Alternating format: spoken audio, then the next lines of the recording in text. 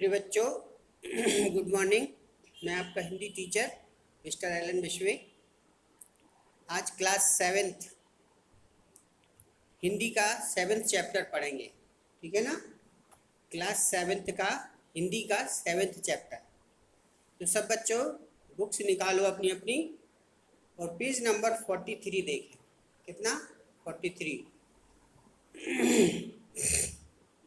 देखिए, इस पाठ का नाम है हिमालय की गोद में। ये लिखा है पंडित जवाहरलाल नेहरू ने। ठीक है ना? तो मैं पढ़ता हूँ। यह एक लेख टाइप का है, इसको पढ़ना है, समझने का इसमें ऐसा कुछ नहीं है। जहाँ समझाने का आएगा वहाँ मैं समझाता जाऊँगा। तो देखिए, मिलाएं सब। मेरी शादी 1916 में दिल्ली में बसंत पंचमी को हुई थी। नेहरू जी बोलते हैं, मेरी शादी 1916 में दिल्ली में बसंत पंचमी को हुई थी। उस समय गर्मी में हमने कुछ महीने कश्मीर में बिताए। गर्मी के कुछ महीने कहाँ बिताए? कश्मीर में। मैंने अपने परिवार को तो श्रीनगर की घाटी में छोड़ दिया और अपने एक चचेरे भाई के साथ कई सप्ताह तक पहाड़ों में घूमता रहा और लद्दाख रोड तक बढ़ता चला गया। संसार के उस उच्च प्रदेश की उन सक्रिय और निर्जन घाटियों में जो तिब्बत के मैदान की ओर जाती हैं, घूमने का यह मेरा पहला अनुभव था। जोजिला घाटी की चोटी से हमने देखा तो एक तरफ नीचे की ओर पहाड़ों की घनी हरियाली थी और दूसरी तरफ कड़ी नग्न चट्टान। नग्न यानी बिल्कुल वीरान। उस समय हम उस घाटी की सकरी राह के ऊपर चढ़ते चले गए, जिनके दोनों ओर पहाड़ थे। एक तरफ बर्फ से ढकी हुई चोटियां चमक रही थीं और उसमें छोटे छोटे ग्लेशियर हमने मिलने के लिए नीचे की ओर रेंग रहे थे यानी धीरे धीरे बह रहे थे। हवा ठंडी थी, लेकिन दिन में धूप अच्छी पड़ती थी। हवा इतनी साफ थी कि प्रायः हमें चीज़ों की दूरी के बारे में भ्रम हो जाता था। वास्तव में जितनी दूर होती थी, हम उन्हें उससे बहुत कम दूर समझते थे। यानी बहुत दूर होती थी पर हमारा जो अनुमान था कि वे बहुत पास हैं, यानी इतने पास हैं। धीरे धीरे सूनापन बढ़ता गया। पेड़ों और वनस्पतियों तक ने हमारा साथ छोड़ दिया। रह गई सिर्फ नंगी चट्टानें, बर्फपाला और कहीं कहीं कुछ सुंदर फूल। फिर भी प्रकृति के इन जंगली और सुनसान निवासों में मुझे अजीब संतोष मिला। मेरे उत्साह और उमंग का ठिकाना ना रहा, यानी मन खुश हो गया। इस यात्रा में मुझे दिल को कपा देने वाला एक बड़ा अनुभव हुआ। जोजिला घाटी से आगे सफ़र करते हुए एक सप्ताह, जो मेरे ख्याल में मातायान कहलाती थी, हमसे कहा गया कि अमरनाथ की गुफा यहाँ से सिर्फ 8 मील दूर है।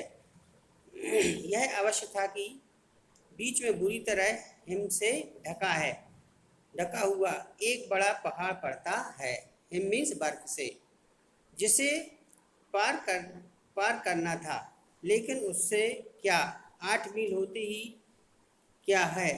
जोश खूब था और तजर्बे नदारत। हमने अपने डेरे तंबू को 11,500 फुट की ऊंचाई पर छोड़ दिया और एक छोटे से दल के साथ पहाड़ पर चढ़ने लगे। रास्ता दिखाने के लिए हमारे साथ एक गडरिया था, भेड़ चराने वाला। गडरिया कौन है? भेड़ चराने वाला। हमने रस्सियों के सहारे कई बर्फीली नदियों को पार किया। बड़ी मुश्किलें बढ़ती गई और सांस लेने में भी कठिनाई मालूम होने लगी। हमारे कुछ सामान उठाने वालों के मुंह से खून निकलने लगा, हालांकि उन पर बहुत बोझ नहीं था। इधर बर्फ पड़ने लगी और बर्फीली नदियां भयंकर रूप से रपटीली हो गईं। हम लोग बुरी तरह थक गए। एक एक कदम आगे बढ़ने के लिए बहुत कोशिशें करनी पड़ती थीं, लेकिन फिर भी लोग यह मूर्खता करते ही गए। हमने अपना खेमा सुबह 4 बजे छोड़ा था और 12 बजे तक लगातार चढ़ते रहने के बाद हमें एक सुविशाल हिम सरोवर देखने का पुरस्कार मिला। यह दृश्य बहुत ही सुंदर था। उसके चारों ओर बर्फ से ढकी हुई पर्वत चोटियां थीं, मानो देवताओं का मुकुट या अर्धचंद्र हो। परंतु तब ताजी बर्फ और कोहरे ने शीघ्र ही इस दृश्य को हमारी आंखों से ओझल कर दिया, यानी गायब कर दिया। पता नहीं हम कितनी ऊंचाई पर थे, लेकिन हमारा ख्याल था कि हम लोग कोई 15-16 हजार फीट की ऊंचाई पर जरूर होंगे, क्योंकि अब अमरनाथ की गुफा से बहुत ऊंचाई पर थे, अमरनाथ गुफा से बहुत ऊंचे पर थे। अब हमें इस हिम सरोवर को, जो संभवतः आधा मील लंबा होगा, पार करके दूसरी तरफ नीचे गुफा की ओर जाना था। हम लोगों ने सोचा कि चढ़ाई खत्म होने से हमारी मुश्किलें भी खत्म होंगी, इसलिए बहुत थके होने पर भी हम लोगों हंसते हुए यात्रा की यह मंजिल की भी तय करनी शुरू कर दी। इससे इसमें बड़ा धोखा था, क्योंकि यहाँ बहुत सी दरारें थीं और ताजी गिरने वाली बर्फ खतरनाक दरारों को ढक देती थी।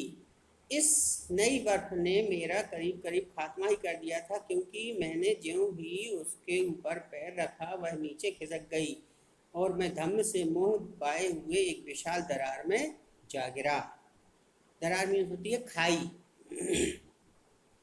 यह दरार बड़ी थी और कोई भी चीज उसमें बिल्कुल नीचे पहुंचकर हजारों साल बाद तक भूगर्भ शास्त्र की खोज के लिए इत्मीनान के साथ सुरक्षित रह सकती थी। लेकिन मेरे हाथ से रस्सी नहीं छूटी और मैं दरार के बाजू को पकड़े रहा और ऊपर खींच लिया गया।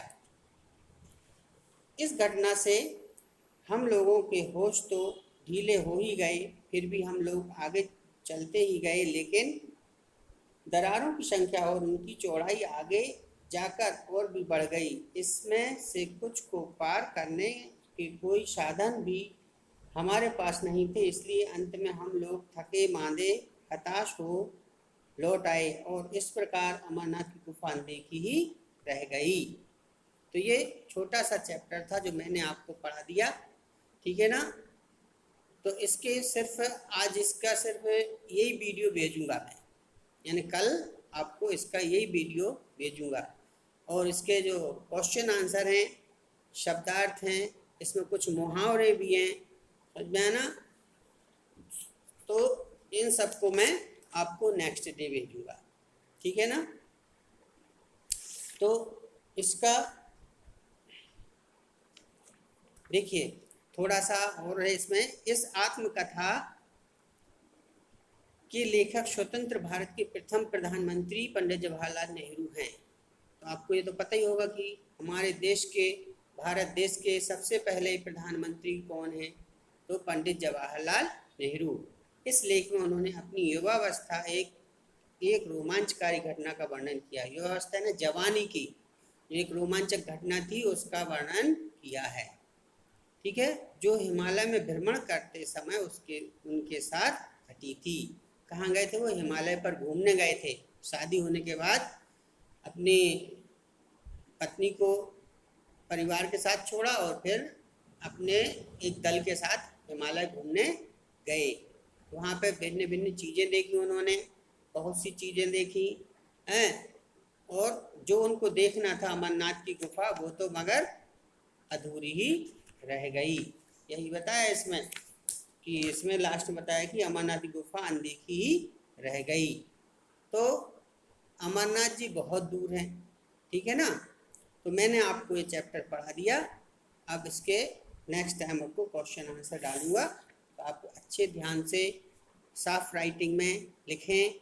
और अभी जो कापी चेक होना है 30 तारीख में, वहाँ तो अब आप लोग आइए और अपनी अपनी कॉपी, क्लास वर्क, होमवर्क लेके आइए, ताकि आपकी कॉपी सभी सब्जेक्ट की चेक हो सकें, ठीक।